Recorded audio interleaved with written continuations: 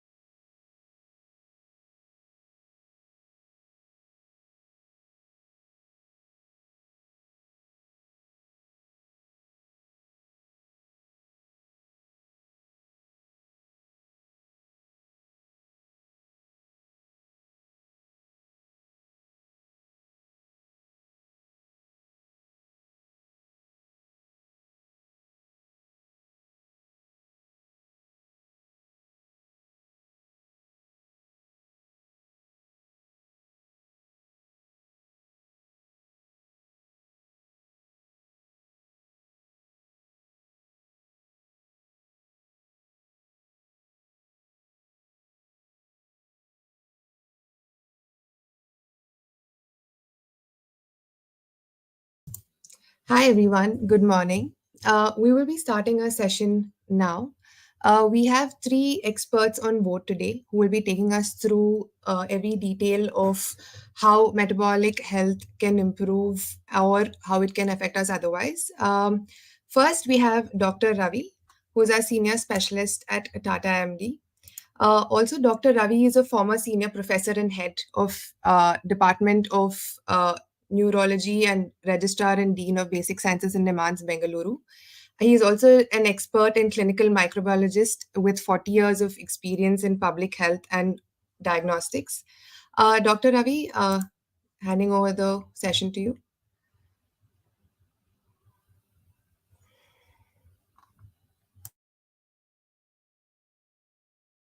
Next, Dr. Ravi, you're on mute. Could you please? Yes.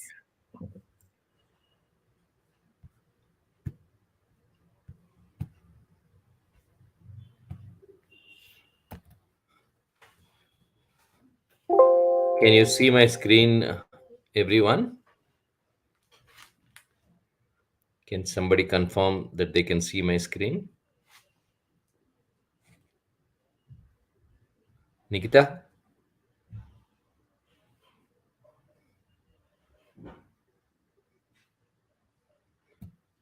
can you hear me, Nikita?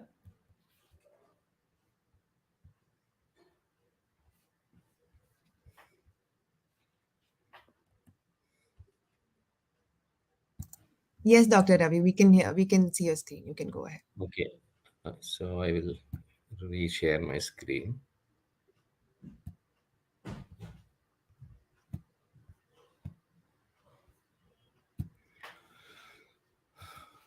Okay, so what I'll do in the next 10 minutes is try to give you an overview of metabolic syndrome.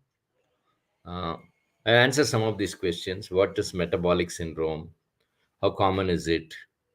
What causes metabolic syndrome? What are the symptoms? How does one diagnose? What are the complications or consequences? Is there treatment available? How do you prevent? And where can you get help? Uh, me- the term metabolism refers to how efficiently your body is able to take the food and drink that you consume and break it down to be used as energy.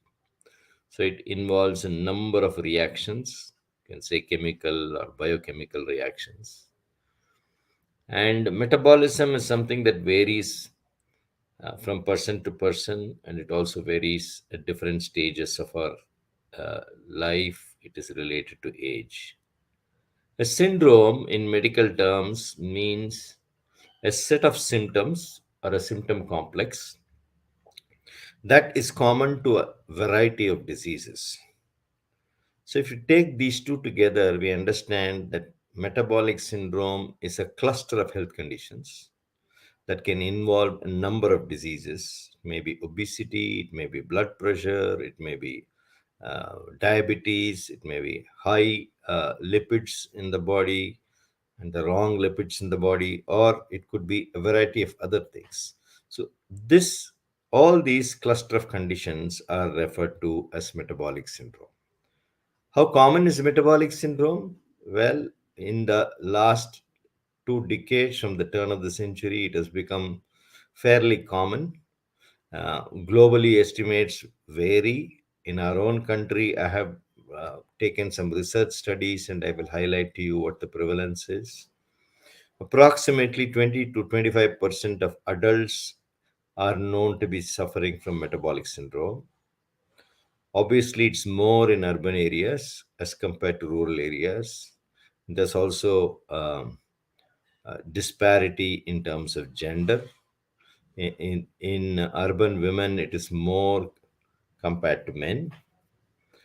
As the age increases of an individual, the chances of occurrence of metabolic syndrome also increases, and this is true for both genders. In the last decade or 2 decades, we've also seen a number of adolescents who have been diagnosed with metabolic syndrome because obesity is termed as the next epidemic, and by 2030 a large number of people are going to be obese. This is the research study published in a very reputed journal of the Lancet Group, which shows you that between rural and urban, the three blue bars on the left are from the rural population. You can see the prevalence of metabolic syndrome is around 40% in this particular study, but this is only one study. And it's more in the urban population, and in rural women, it is more. So, metabolic syndrome is at this point of time, we can approximately say 1 in 4 people suffer from metabolic syndrome. What is the cause? Because it's a variety of diseases with which present with a set of symptoms, the cause is also varied. There is a genetic propensity. If there is a history of an illness in a family, the siblings are likely to get it. For example, diabetes or obesity or blood pressure, all these are definitely linked to genes. So genetic propensity is one. In the last 2 decades or so, lifestyle choices, especially diet and lack of physical activity, has been a great contributor to metabolic syndrome. And certain medical conditions, if there are some hormonal defects, and those can also contribute to metabolic syndrome. So the cause is varied. What are the symptoms? The symptoms of metabolic syndrome are obesity. Basically, the person is overweight for that particular height, and obesity is calculated based on one's height and one's weight. And there is a formula, and we represent it as body mass index. And as shown in the picture on the left, the type of body shape varies in women and men. Classically, we say in men you have an apple-shaped body, which is central obesity.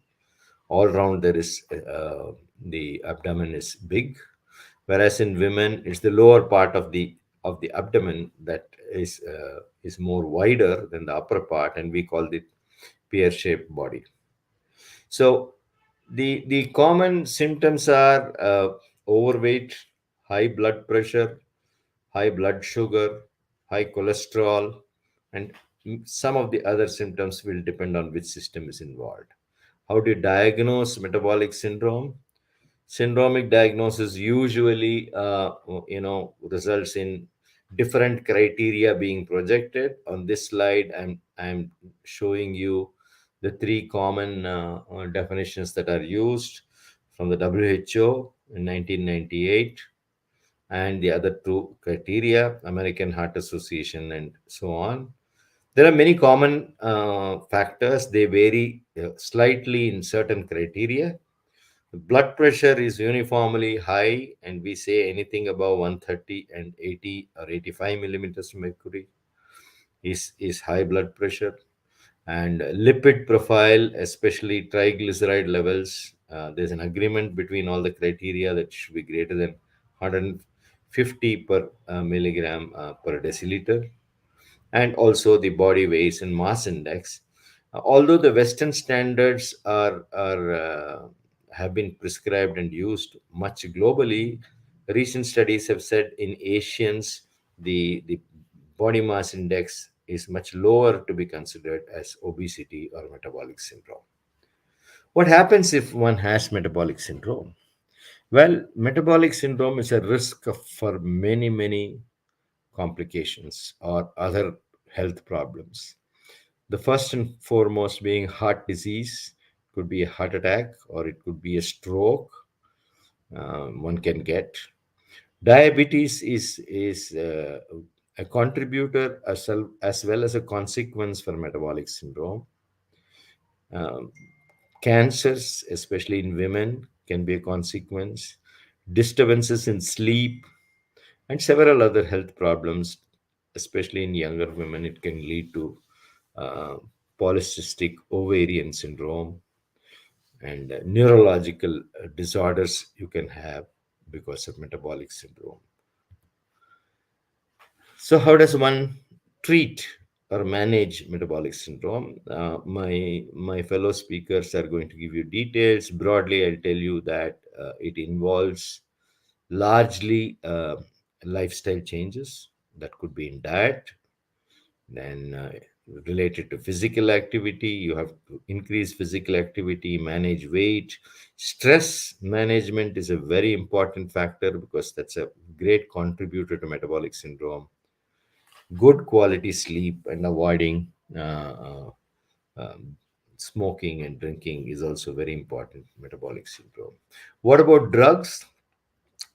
Drugs are generally not used to treat metabolic syndrome, but depending on a particular patient's condition, um, one can also use drugs. And this list, this slide, I'm sorry, the fonts are small, um, depicts the type of drugs that are used.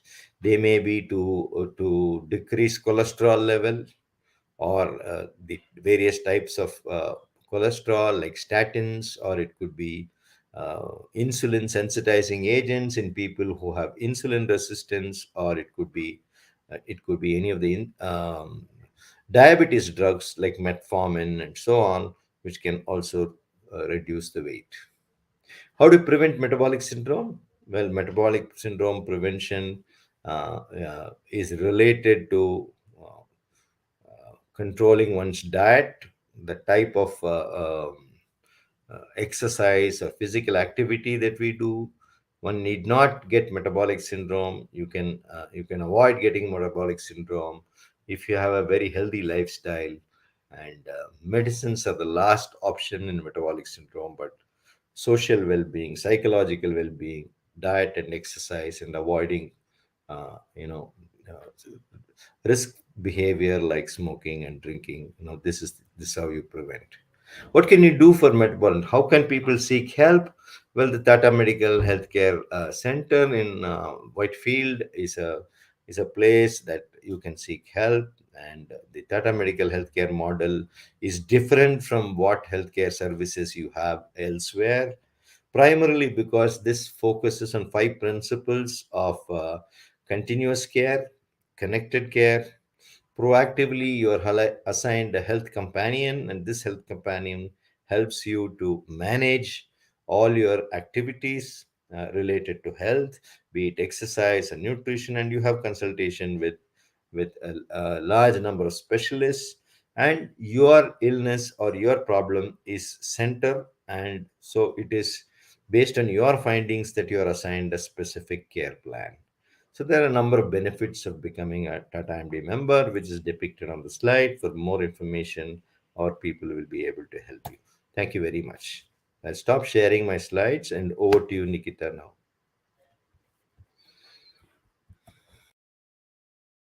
Thank you, Dr. Ravi.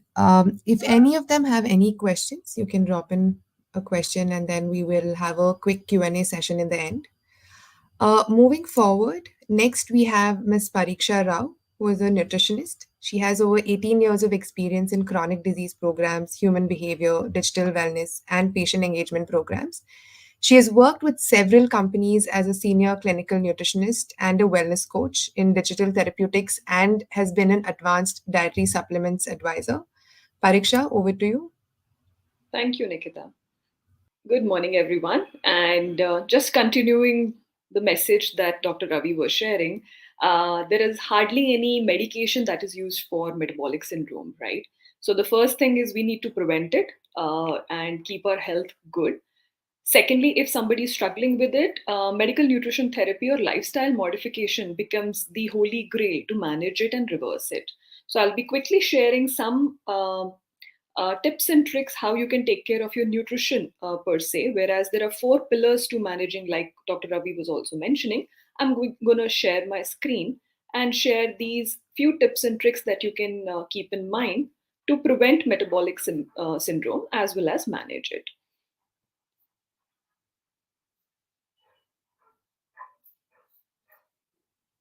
I hope you can see my screen.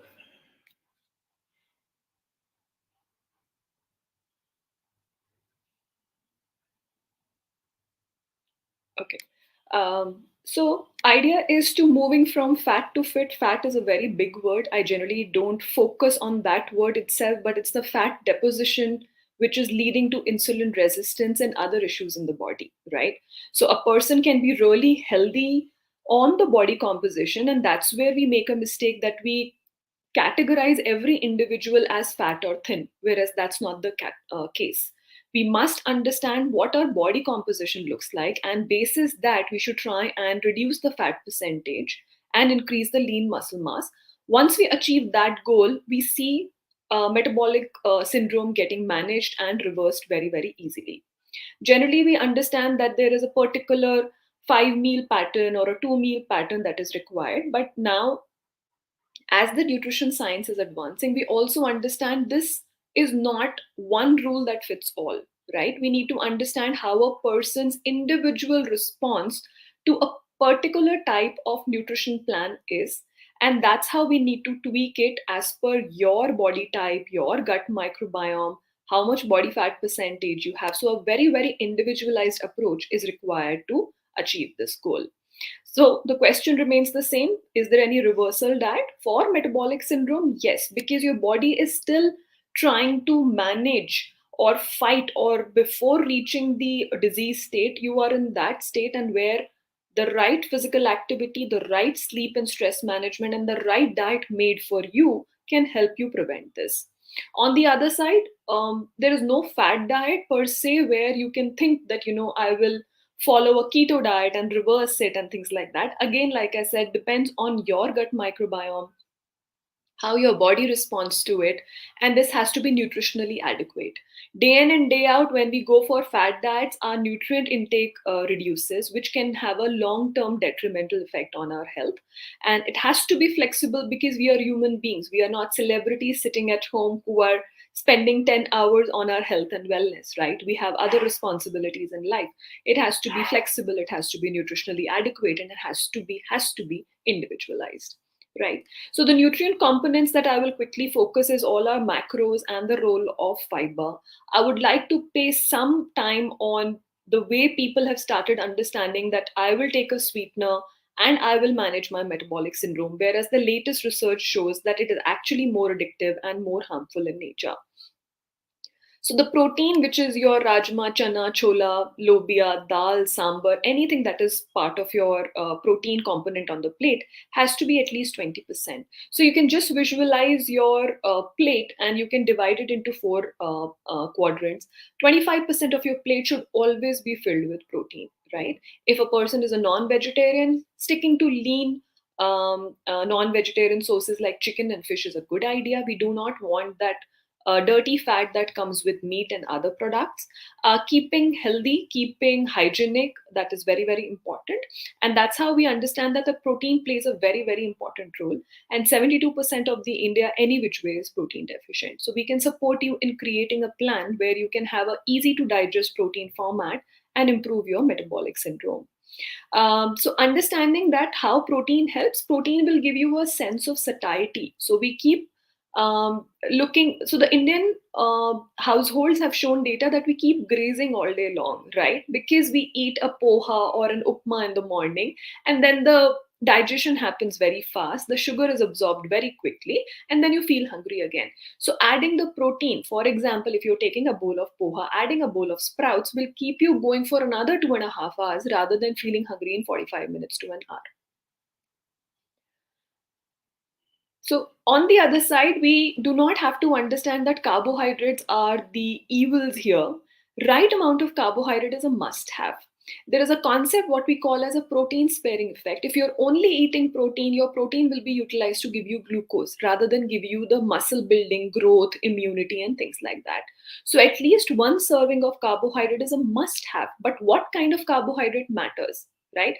The bad ones or the simple ones like your pizzas, pastas, burgers, and the carbs coming from there, they are the evils. But your roti, rice, millets, they are not the evil. The quantity is the key here, right? So again, like I said, when we have to sit individually with you and understand what a person's energy burn is, what is their metabolic score, we can actually put down a right number for you and understand that how it's going to impact an individual's health.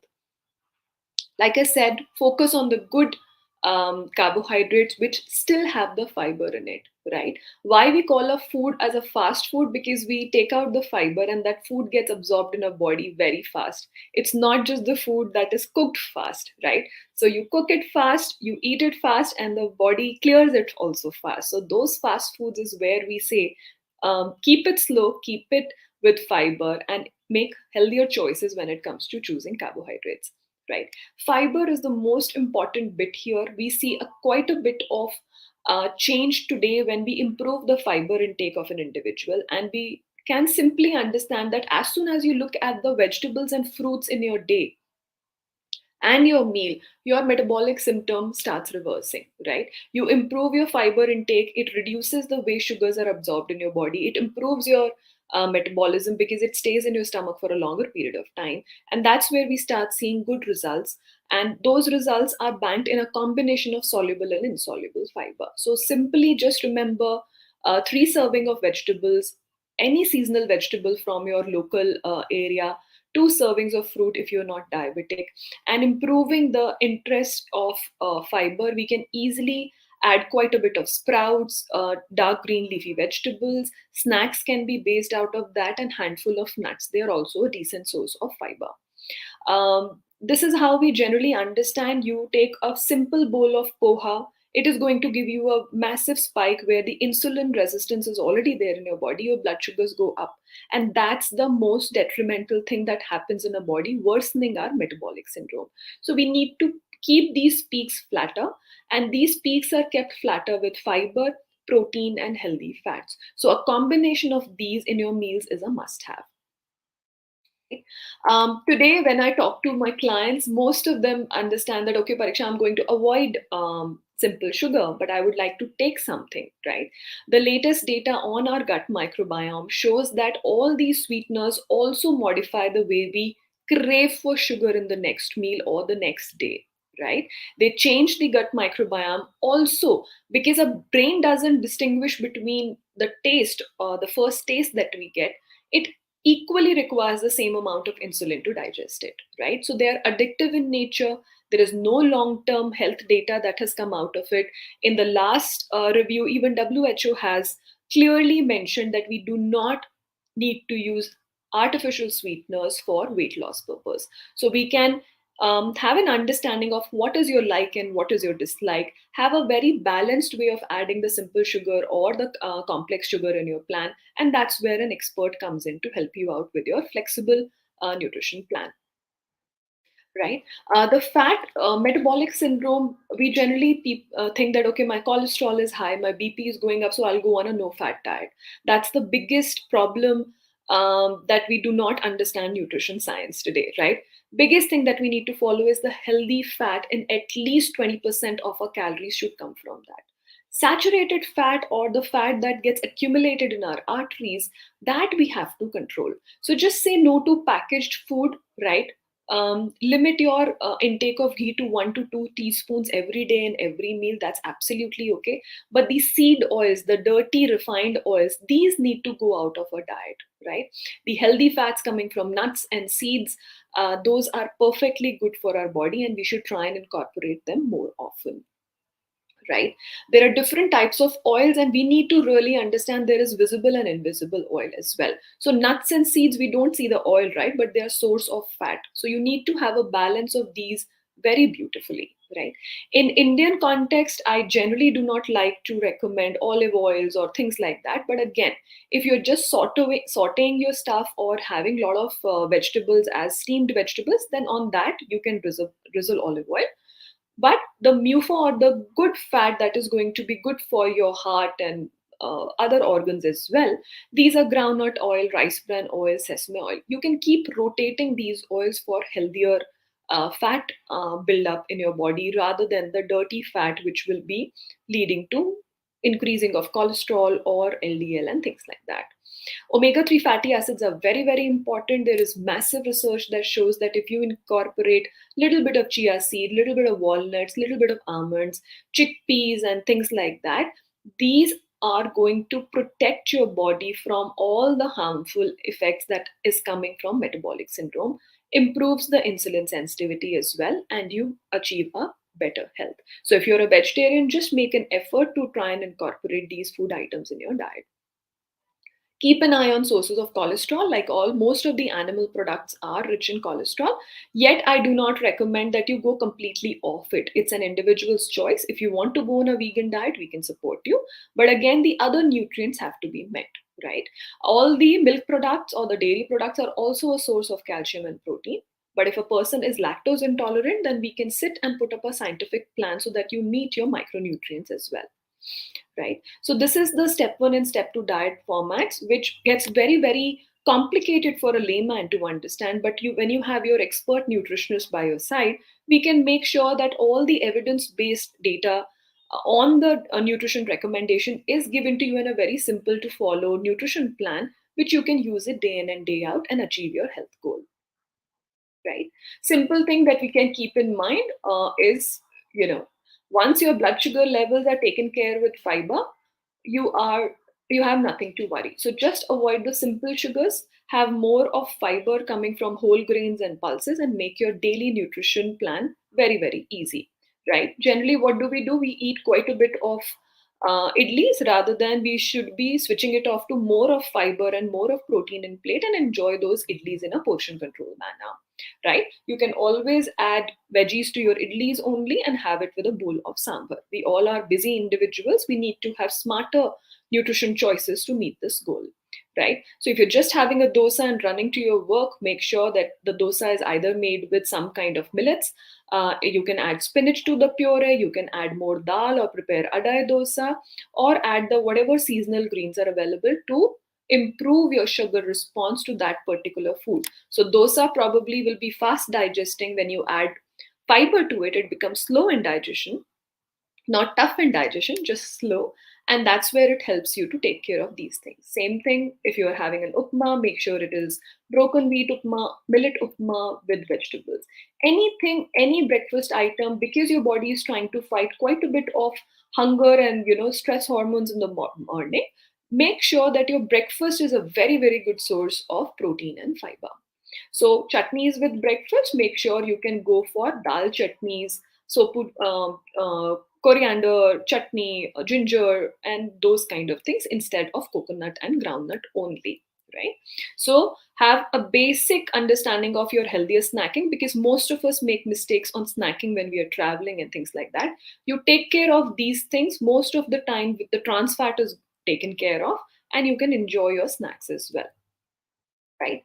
We generally say no sapota, no chiku, no this thing. Doesn't apply today in today's nutrition science, right? The portion control matters. But yes, you do have much healthier fruits that give you healthier choices. You can understand one fruit a day without any meals is a very good way. If you're hungry, definitely snacking on fruit makes sense.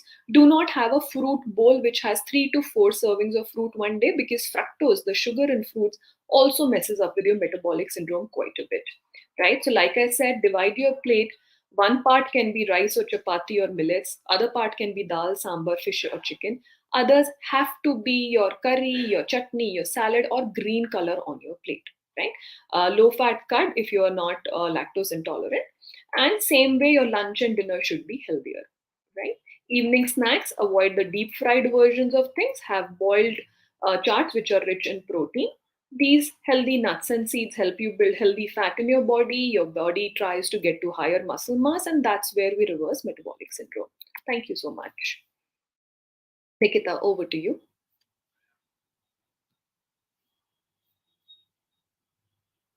Any questions related to nutrition, you can please add the questions there and we'll have a quick Q&A session in the end.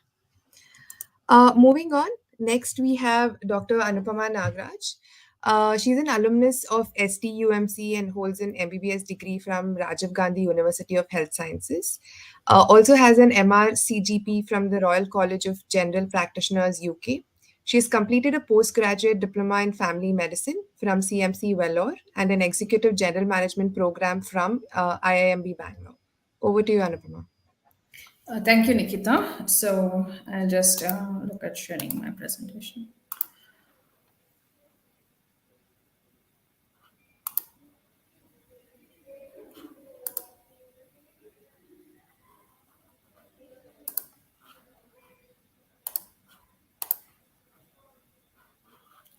Can you see my slides?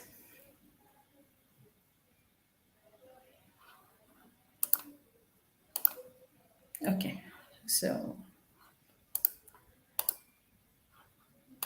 right. So, good morning. I think Dr. Ravi and Pariksha has given a very good overview on metabolic syndrome. So today I'm going to talk about the very practical tips of how you can work around yourself to bring this lifestyle disease into control. And these are day-to-day tips which we need to look at and can be inculcated into your practice. So, going forward, what is lifestyle disease? We all understand that the lifestyle disease comes, one is because of your one is genetics, and more so lifestyle means your unhealthy behavior or our lifestyle today in this fast stressful uh, environment. All of us are going through a lot of changes in our lifestyle, so and which is leading to very unhealthy habits, and that is where we need to focus and correct them.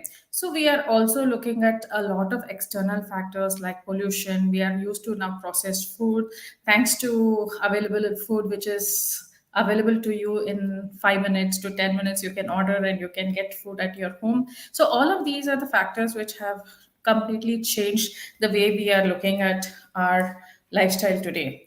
So if you look at it, there are these are the common lifestyle diseases in India, and as we looked at it, the metabolic syndrome, which is the cholesterol, BP, diabetes, thyroid, which constitute the major part of it. And I think Dr. Ravi has already taken us through all of them.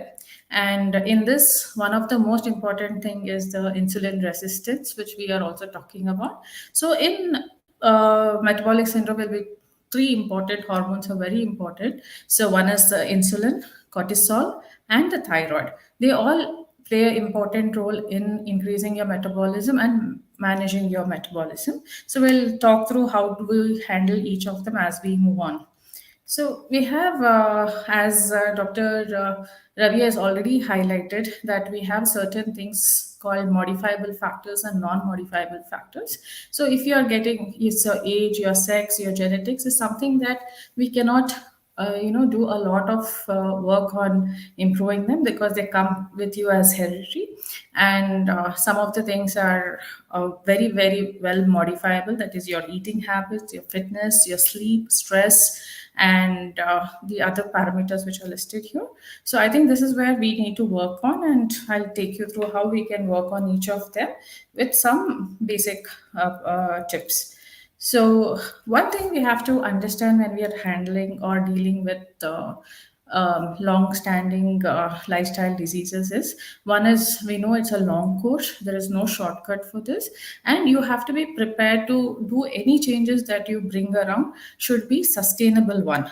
So when we see this, people go with crash diet, they go with short-term goals. So that is not something which we will be looking at. We have to look at what is that we do should become part of our lifestyle. For example, if you're brushing and bathing every day, your exercise and your diet intake, the way you look at taking food, should also become very normal to your daily activities. And you should not feel that this is a stress or you are consciously doing something. It should become an unconscious activity over here. And most of the times when we come across these, by the time we pick up a metabolic syndrome, it will be late. What you have to understand, about 4 5 years before you are actually manifesting with the problem, the things like metabolic syndrome would have already been set in. And how do we look at preventing the setting in of metabolic syndrome itself, and how can we look at a prevention mode as well? So if you don't again address them, there's a lot of complications involved. So there are few parameters, as we said, and both of the Dr. Pariksha and Dr. Ravi have discussed this before. We are looking at diet, weight, exercise, stress, sleep, and today commonly gadget addiction and alcohol and smoking addictions are also an important factor to be looked at. So as we all know, most of us talk about BMI. I'm sure many of you must have understood body mass index. So we look at this as the weight for a patient or a person, where based on the height and weight, how does it fall is calculated according to that. And for the Asian population, one, we have to understand that we usually are at a high risk for metabolic syndrome. So our criteria of cutoff is way below the Western world. So if you look at it, if you look at a normal weight for a Westerner is 18.5 to 24.9 is BMI, but for an Asian population, it is brought down to less than 23. And the similar criteria works for all of the measurements, even when you're looking at a waist measurement, waist to hip ratio, or you look at your triglyceride levels in your body, or you're looking at the HbA1c level in your body. All of them, the Asian cutoff is way below the Western world. Why? Because India, or people in India, we are at a high propensity to put on weight around the belly. So for us, most important thing with more than the BMI is also where we focus is the waist circumference. I have just highlighted here how do you look at the waist circumference. You have to just stand up straight, exhale, and take a tape, and you have two main joints on your hip, which you can feel it. So around that circumference, just take a tape and very subtly measure the readings, and you will see that there is a difference for men and women. If anything in men less than 94 centimeters is good, between 94 to 102 centimeter, you need to work on your belly fat. Same thing, above 1 or 2 centimeters is at a high risk. So similarly for women, it is less than 80, between 80 to 88 is a medium risk, and above 88 you need to look at taking action. So many of the time when we are seeing our people coming to our health center and all of that, we see that BMI is more or less between 25 to 26, 27. But when we do a waist circumference, it is quite high. So we advise for targeted exercise for the belly area. And you have to look at, as Pariksha was mentioning, it is also the fat percentage in your body. So it is a lot of us think that our weight is fine, but we have to understand where is the weight coming from. If the muscle mass is less and the fat percentage is more, we need to look at a different kind of a weight and diet model to bring the weight into control. Okay, so that's where you need someone to help you and guide you to take the right decision. And similarly, I think Pariksha has already spoken about a plate meal. So one few things I would like to highlight is try to maintain your time to eating on a regular basis on the same schedule if possible. And balanced diet is already spoken about, and 5 portions of fruits and vegetables. So when I say portions, one apple is one portion, one orange is a portion. Suppose a small katori of grapes is one portion. And when it comes to vegetables, you can have one katori of any form of vegetables, like bindi, or you're taking beans, or any green leafy vegetables as one katori to as one portion. So you have to have each vegetable or a salad in each of the meals, and fruits has a part of it. At least 5 portions of this. This is gives you the fiber content, which is very, very essential for your gut health. So the other thing which I would focus, if you want to start something today, you make up your mind that I want to do something to take care of my health today. The first thing, and what I would suggest, this is from my experience, is to look at keeping a eating window of 12 hours. But try to finish your dinner by 7 and by 8, and till 12 hours after that, I would not recommend anything to be eaten. If you can do this as a first step before even looking at anything else, I think that is where you start making a progress. Okay. And here, coming to that, we are now talking a lot of talk is happening on gut microbes. I'm sure most of you must have heard about it. And we say that our gut is a second brain, and there's a interrelation between the way hormones behave, and our gut is also responsible for controlling some of the hormones. So we have about 100 trillion bacteria in the gut, and we should make sure that your gut microbiome is in the right state, so that your health is maintained. So first thing is, you should make sure that your stools are smooth, soft, and snake-like. So that also defines how your gut looks like. And every day we look at 25 grams of fiber. The portion size, which I told, if you incorporate that into your diet, I'm sure you will be able to achieve this. And so there's a lot of talk on prebiotics and probiotics, and a lot of my patients keep asking me what is the difference between it. So prebiotics are mainly something which is fully filled of fiber. So all your vegetables, fruits, green leafy vegetables all come under the prebiotics. So whenever you're starting a meal, start the meal first with some vegetables like salad and that, and then move on to your protein and then the carbs. So that's how you will do this is also called as meal sequencing. So you can go in that way. The other thing is the probiotics. Anything that is fermented is called probiotics. So if you have yogurt, which you're and it should be made at home and ideally fermented. Same thing with there are different ways of making idli, which Pariksha has shown. So if you can use fermented idli, dosa, or any dosa which is fermented, you can use any fermented food. It comes under the category of probiotics. So the easiest one which we can incorporate in our diet is the curd. So try to have curd also frequently if you're not lactose intolerant, and avoid as much as possible processed food, especially anything which is refined and processed. So which will also have an impact on the way the gut microbes behave. And avoid antibiotics. So most of us take antibiotics for cold, cough, diarrhea, whatever it is. Ensure that each time you're taking antibiotics, your doctor or you yourself takes probiotics to combat the damage that has been done to the gut flora. And stress is also an important factor. Through the hormones, it plays a role in destroying or damaging the good bacteria of the gut. So try to avoid stress. I'll talk about how to manage that in the next slides. And another important factor is the water. I think water intake, there are few benefits of water intake. One is it acts as an antioxidant and it is also a metabolism booster. So first thing in the morning is all of us to have water, which will also help us to neutralize the acid in the stomach, which is also very good for your health.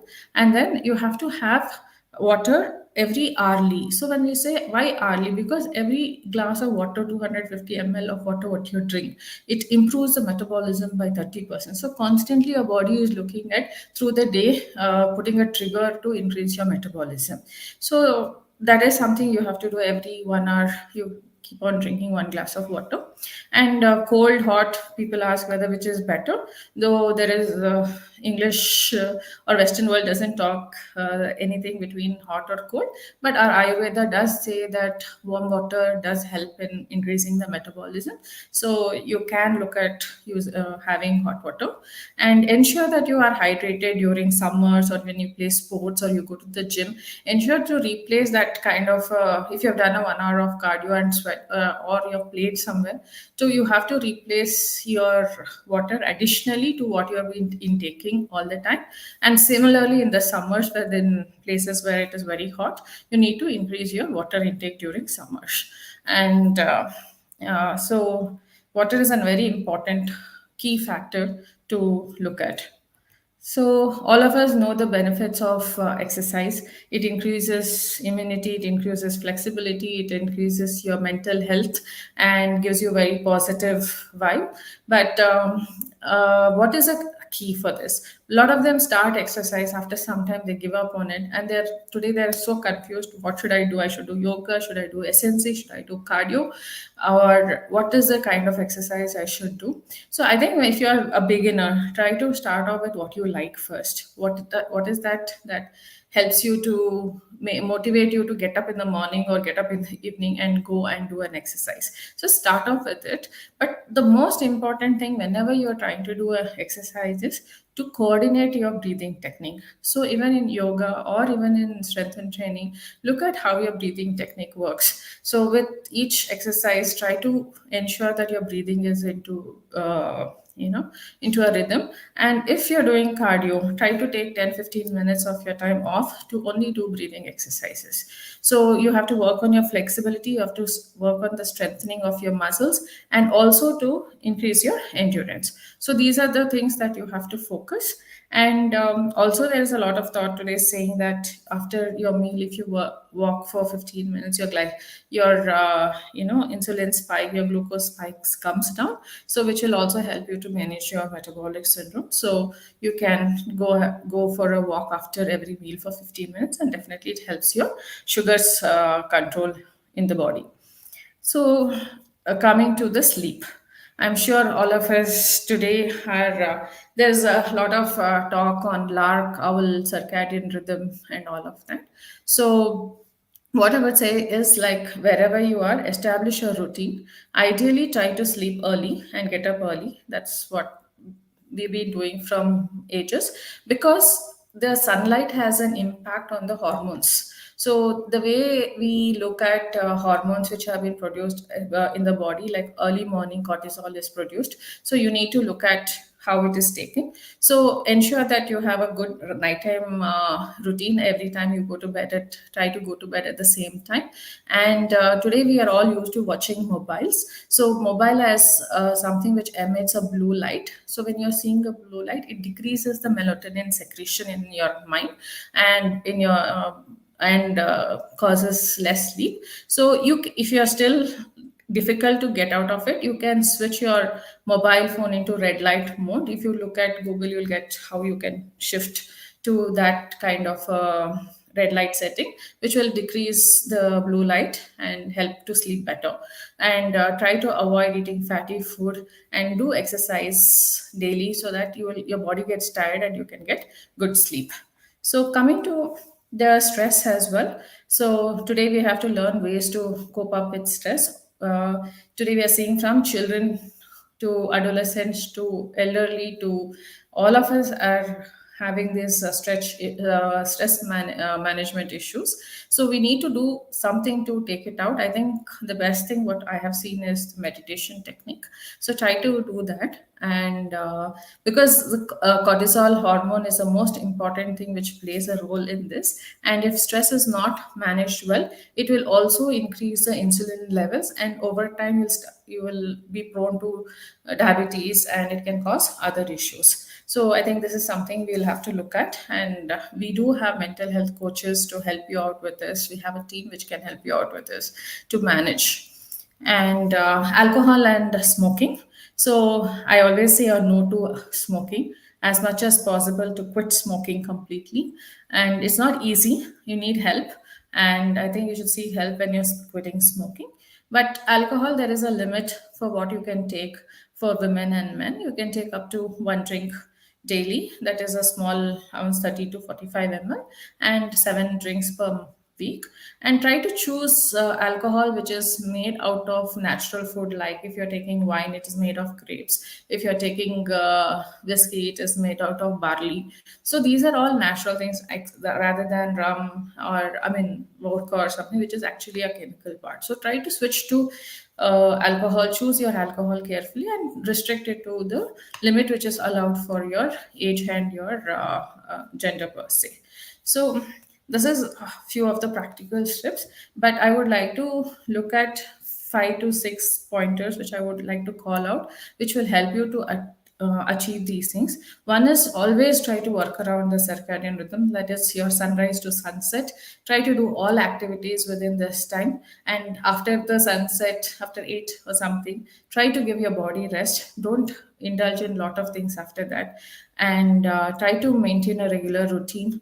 And every week, when you're starting this journey, if you want to do these lifestyle changes, have a purpose and a weekly goal, so that I'm able to achieve. Take one goal at a time and try to work around that till you get it. Then incorporate good breathing exercises and be with positive people around you, so that you are always happy and your stress is reduced. And here I would like to call out, many of them don't want to seek professional help. I would suggest, if you're in a journey, please seek professional help. Get the right way to do it, rather than you do it in a wrong way and struggle and get demotivated. So today we are all having time management issues. So allocate only 1 hour for your exercise. I've seen a lot of people saying that you are doing a morning exercise, evening exercise. It's not a sustainable model. Keep 1 hour, increase your intensity over time, And after 4 5 weeks, when you're not losing weight, a lot of people give up and move on. So rebounds is also very important. You need buddy support, and you have to prioritize your work. So when I say buddy support, we need you need someone to handhold you through this whole journey. See, when I've called out, there are some 15 things that we have called out that you have to look out. And if you start doing this by yourself, it becomes very difficult, and you will not know, you'll be lost in this pool. So you can take help and try to sort it out. And there are professionals who will help you out with this, to take a call. So I think that's where we can all help you to look at making these lifestyle changes. And hope you start your journey from today. And thank you so much.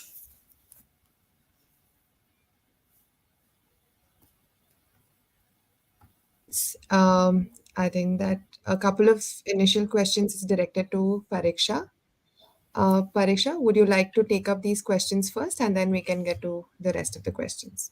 Sure. So I see a question here. Can we consume honey instead of sugar and black sugar? Does honey contain same calories as sugar? Yes, for calories, every gram of honey and sugar is the same. 1 teaspoon will give you the same calories as the 1 teaspoon of sugar. So, on the metabolic syndrome, I generally do not prefer going for simple sugar. Yes, like I said, if your daily physical activity plan is in place, you're burning that many calories, then 1 teaspoon of honey is not going to do any harm. But to answer the question, it's exactly the same for calories as sugar, as jaggery, as date syrup, any other natural sugar that you can see in market. Is Mapali rice, black rice, better than other rice types? Yes, they are. On the fiber and the nutrition components, yes, they are. But the biggest threat comes with the arsenic load. So the rice has to be hygienically handled, and the brand that you're picking up, just make sure that it is taking care of all the heavy metals that comes with rice or any other cereals, right? I think I've answered the next question. Is jaggery better than sugar? When it comes to taking care of your metabolic syndrome, it's exactly the same. On your lipids and your triglycerides, it's going to have the same exact impact. But yes, jaggery does have some extra amount of minerals coming in it. So for a daily consumption, it is definitely better. Keep an eye on the total daily consumption. Yeah, thank you. Nikita, I think you can move on to the other questions.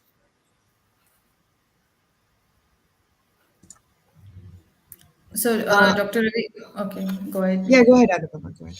I was just asking if we can take what are the first signs of metabolic syndrome? Yeah, the I had shown you the in the slide weight gain disproportionate to your height, blood pressure that is high, and blood sugar being high. These are some of the early symptoms of metabolic syndrome. And after that, you can have several other symptoms. Over. So, any blood test to identify metabolic syndrome? Yes, we can do some hormone tests like insulin, fasting insulin level, cortisol levels, and also some of the things when we examine a patient, if we see any kind of what we call it as black pigmentation, we call it as acanthosis nigrans, which will come in. Skin tags are another, if someone is having skin tags, that is also shows insulin resistance, and belly fat also when you are putting a lot of weight, as Dr. Ravi said, is another sign of metabolic syndrome. Then in blood tests, even HbA1c, we try to look at keeping it less than 5.7. But once you're moving above 5.5 to 5.7, also we can look at that period of time that you may be falling into metabolic syndrome as well. And yes, PCOD is a reversible condition. Provided you look at doing good exercise and diet, it can be actually managed well. And early PCOD symptoms also can be looked at through diet and exercise. I think next questions are for Pariksha. Which diet can we follow for weight loss? Okay. So again, like I said, there is no one size fits all rule when it comes to weight management. We first need to understand what is the main reason for that weight plateau, right? For a specific diet, like we discussed, a healthy, balanced eating diet is the must have. Whatever carbohydrates you are taking in your diet, that is the first way to look at eating healthier. Reduce, for example, if you're taking 3 chapatis, you can reduce 1 chapati and increase the bowl of dal and sabzi. So when you are increasing your fiber and protein and your carb reduction happens, ideally your body should move towards burning more of the energy, right? So as a first rule, you can follow that. We do not believe in any fad diets, and individualistic approach is what is needed to address this. Okay, next question is which oil is good, refined or raw, and how to improve energy levels. Okay, I'll take the first one. Oils, like I mentioned, we need to stay away from a lot of seed oils which are refined. Now, the latest science data shows that they lead to a lot of inflammation in our body. So, for Indian cooking, when I talk about, go for mustard oil, rice bran oil, groundnut oil. But if you can manage the cold pressed versions, I will prefer that, right? Otherwise, find a brand which is not giving you any added you know preservatives into it. Try and stay away from those. So that will be the first thing to do. If you want to use olive oil, try and use the extra virgin one, only to drizzle on top of your vegetables, salads or sauteed vegetables, because once we cook it, you're going to burn that expensive fat. So for Indian cooking, prefer the mix what our grandparents have been using. Stay away from a lot of sunflower oil, canola oil, cottonseed oil. These seeds oils are now being correlated to triglyceride issues, metabolic syndrome, and so on and so forth. Improving energy levels through nutritional changes. Yes, your micronutrient intake is directly correlated with your energy levels. Today, India is deficient in vitamin D, vitamin B12, omega 3, and magnesium. These are very, very important nutrients for you to get your energy being utilized. So, whatever food you eat, it has to get to the cell to make you feel energetic, right? And these couple of ingredients, vitamins and minerals are very important to release that energy. So make sure your diet has decent amount of nuts and seeds. You are using whole grains and pulses. And like for omega 3, I mentioned, have sabja seeds, walnuts, almonds, and things like that. For vitamin D, there is hardly any nutritional sources. So it is a good idea to consult an expert and go for a 6 monthly supplementation plan with your doctor, right? Next question is cold pressed groundnut oil, good or better? Definitely cold press. It retains its antioxidants. It retains the good fatty acids in it. So it is definitely far better than any refined version. So there's a Um, question: best foods for lungs after quitting smoking, Pariksha, for you. sorry, which one, Dr. Nopama? Best foods for lungs after Yeah. quitting smoking. Yeah, very important. So when you are in a withdrawal or when you are letting that nicotine go off your body is trying to fight a lot, right? Your sense of smell, taste, everything changes, right? So keeping antioxidants high is very, very important. So the best antioxidant comes from cranberries and pomegranate. These have been correlated with lung health over and about, right? On the functional nutrition side, make sure that you're not consuming too much of sugar. Let your body have a very good source of fiber probiotics going in to improve your lung health, right? A simple bowl of curd twice a day does the best, right? So increase your probiotics, increase your fruits and vegetables consumption, and your body will wean off this kind of a nicotine withdrawal very fast, and your lung health will improve. So, Dr. Laveri, next question is for you. List out metabolic disorder diseases. Um, I'll reiterate what I showed in the slide: diabetes, hypertension, thyroid, which Dr. Anupama mentioned, then adrenal related, like cortisol, that is one. And then diet, I think I would classify as a disease itself. The way you eat unhealthy food, I think that's the biggest disease that I would put it. Lack of exercise, good quality sleep. Lack of sleep is very, very high risk for metabolic syndrome. And the quality of sleep, it's not how long you sleep, but how well you sleep is more important.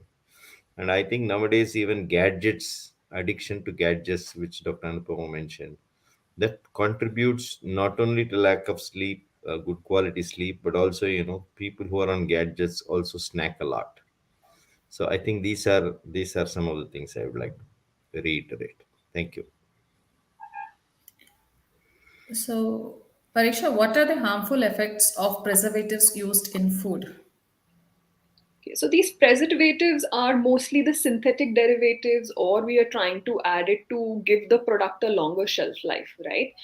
Again, these chemicals, our body identifies it as foreigners in our body, and then the body releases quite a bit of chemicals to counteract, and then our gut microbiome changes, right? So when the gut bacteria is getting just imagine the gut bacteria is being killed or being made sick. So that's where your immunity starts to drop, your skin health goes for a toss, your overall inflammation in your body goes up, right?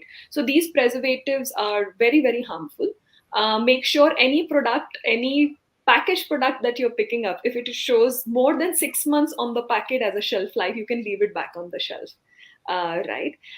These preservatives are now also been correlated with endocrine disruptors. There is quite a bit of research on very specific ones like MSG and things like that, that they lead to quite a bit of metabolic syndrome in early adolescence as well. And the consumption of these junk food packets, we all are aware the rate and why the adolescent BMI is going up, or adolescent or pre-adult level BMI is going up, or the metabolic syndrome. So, in nutshell, very bad for our health. Like I said, if a product has more than 6 to 9 months of shelf life, leave it back it on the shelf. So the other thing I want to highlight over here is like most of the packets show that it is within the range which has to be there. But when we start using all the masalas today, sambar powder, rasam powder, to all of them which are actually having all the preservatives, then you Correct. are way beyond the required one. So they all add up. But for that packet, that is still within the limits. So they are also carcinogenic, some of the preservatives. So we need to look at that aspect as well. Very important. Agreed.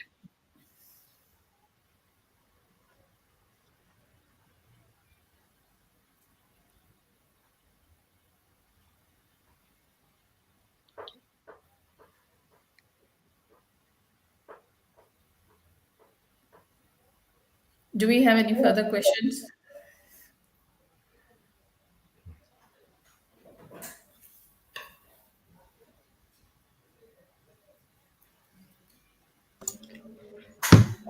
I think we're done with the questions for today. Thank you so much, Dr. Anupama, Pariksha, Dr. Ravi, for taking time out and sharing great insights on metabolic health with us. We at Tata MD are looking to make India healthier, and we are striving to manage chronic care conditions such as diabetes, PCOD, thyroid, hypertension, obesity, etc., through our proactive and continuous approach to provide accessible and affordable care. Thank you so much, everyone, for joining us today. We will be doing more of these sessions on various different aspects to better your health. We'll keep you posted on the upcoming session shortly. Thank you and have a great Sunday. Thank you, everyone. Thank you. Thank you. Thank you. Bye Thank bye. you all. Bye.